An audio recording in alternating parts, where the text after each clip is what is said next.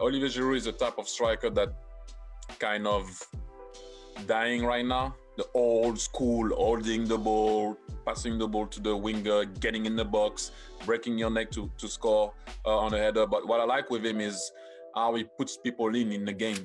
He's very good. He will give your odd assists sometime when you link up with him on the 1-2. He's that type of player, and I think it's very good for the national team also to have a different dimension than the other guys that like to go in behind and go on the wing and drop. I think that's great for Didier Deschamps to have a striker like Olivier Giroud. Where do you sort of rank Olivier in the recent strikers we've seen it across Europe in recent times? And how would you feel if he does go on and break your record?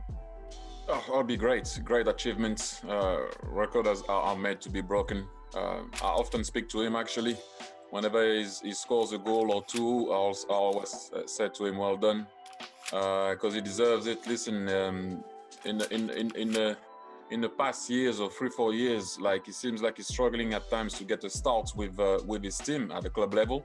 But whenever he plays, whether it's at a club level or in a national team, he often delivers. And yes, I know people will tell me that he didn't score a goal at the World Cup, but at the end of the day, he lifted the trophy, so it doesn't really matter. Still waiting on the England squad, but there's a chance that Bukayo Saka may well be involved, especially now it's gone up to 26. Did you ever coach Bukayo when you went back to Arsenal and worked? Yeah, we had a couple of sessions with Bukayo.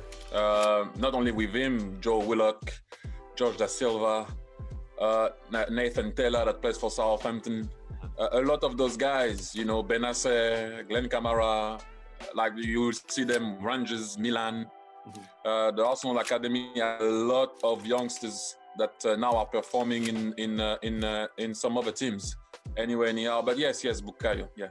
Did he sort of strike you straight away? I know he's very young at that point, but could you see there was something sort of special there in terms of his potential and his character mindset? It's difficult to see that young, especially Arsenal. When I mentioned all the guys that I mentioned, just imagine the Alex Iwobi also was there, obviously older, but that was kind of the 2-3 years generation of those guys. You could see that he wanted to run at people. He wanted the ball. He was brave on the ball. It was too early to tell. And when I saw him breaking into the first team, because after I left, I was like, wow, it's amazing. But I always like the attitude of the kid. I can say kid. I always like the attitude of the kid, commitment. And what I like about him is he cares about his club. And he will do whatever to make sure that the team wins, and you have to respect that.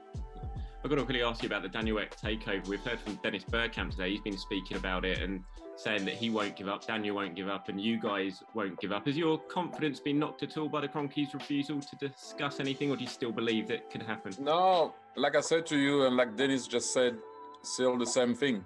Then after, you have to wait and see. There's something that, like I said, I don't know if you saw what I said on Monday Night Football. Yeah. It will take a long time, and that's where we are.